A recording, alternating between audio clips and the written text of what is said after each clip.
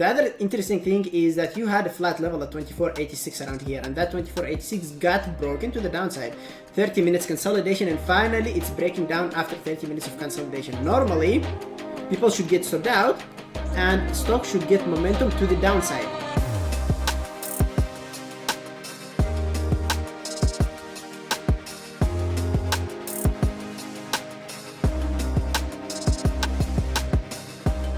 Hey everyone, Aiman and Simon here. Hey Simon. Hey everybody. So today we'll be introducing a new video to our stock trading simulator series. We'll be talking about a trade I have executed yesterday on QS, but before that I wanted to introduce you to some of the recent updates that we have made to the stock trading simulator. The first one is the dark mode. Some people, they don't love the white background. For some people, the white background hurts their eyes. For some people, the dark background hurts their eyes. So we can understand that. Different people, different preferences. So all you need to do is click on this right here, and it will switch the mode to dark.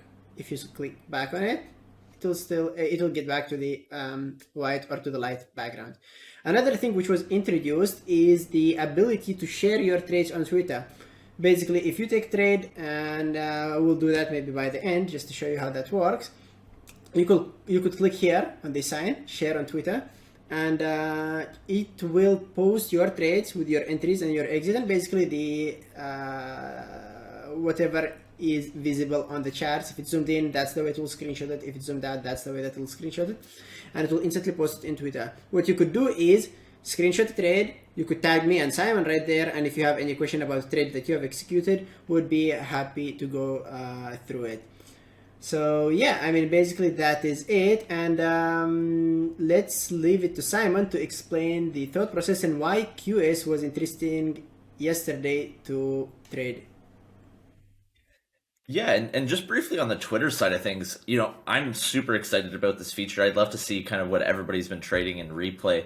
So as Aiman mentioned, make sure you're tagging Aiman and I on your trades on Twitter. Show us what you're working on market replay. Show us kind of how you're tackling our homework, because at the end of the day, every trader has a different personality, and there's so many different styles that you can tackle. But yeah, regardless, really looking forward to it. And let's dive into QS though. So QS was actually a trade that Aiman took earlier in the week, or I guess yesterday, basically.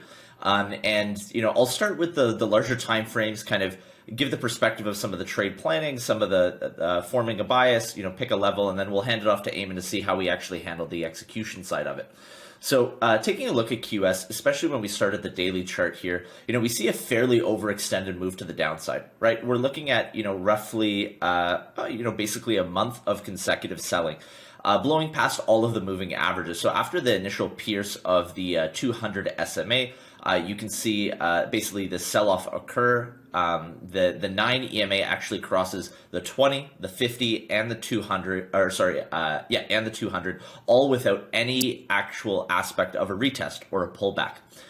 When we're taking a look at where price actually bottomed out on December 6th, you can see that there's a previous support there. There's previous swing low levels. There was a previous consolidation. It formed a confirmation candle, actually going to the long side. It's exponentially far away from the daily 9 EMA, which is always very, very important if you're playing a reversal setup on a larger time frame. You want to have that space to the 9, that form of exhaustion when you're looking at the candlestick patterns. And then you also have various confirmation candles that this is a bullish bias, not a short bias, given how the candles closed for the previous days.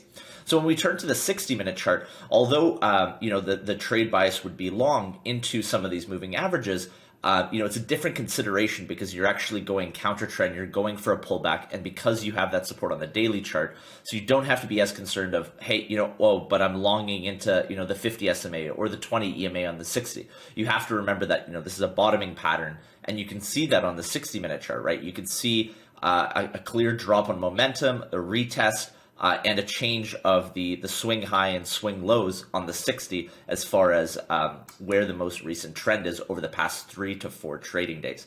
So looking at QS on the 60 to find a good level, that would be a good long from. Once again, we're not looking to play it long immediately at the open. You have reverse hammers going into the open. You don't have good confirmation candles with a solid level prior to the open, so you want to find a more extreme level given the daily chart bias.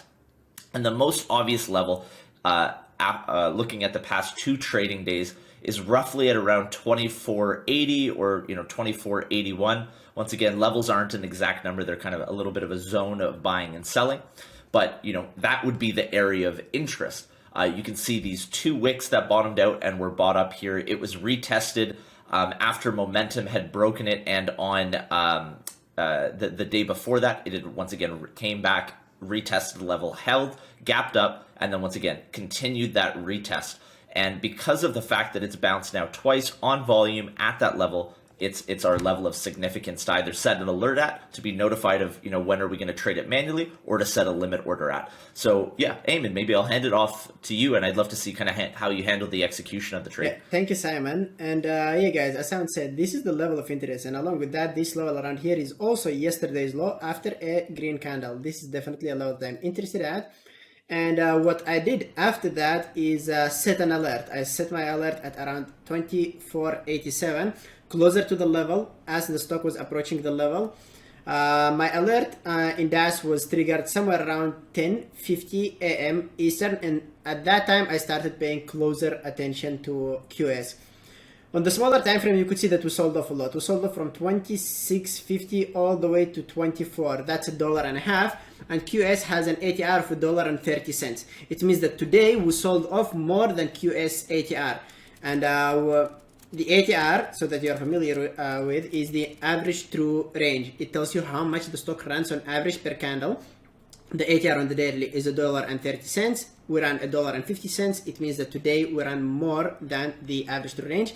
And combining that with everything Simon told us, we might anticipate that this around here is a bottoming price action. You could see that on the 5-minute chart.